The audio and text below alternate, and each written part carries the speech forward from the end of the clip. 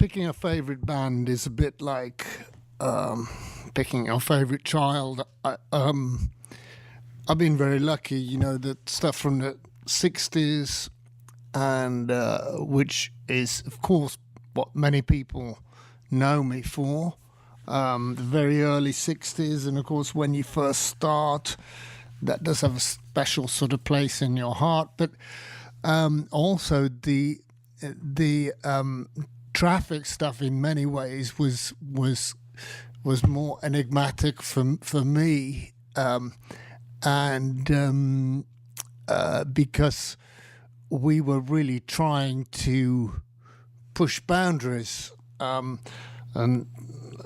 in many of the different chapters of Traffic, starting from 67 to 72, 73, I think 74. And really, I've been trying to do the same thing that I was doing with Traffic ever since. But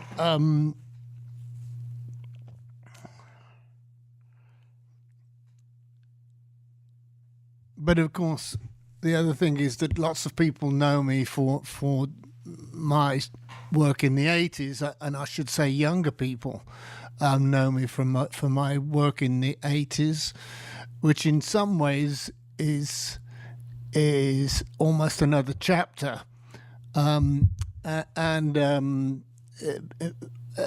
so that's.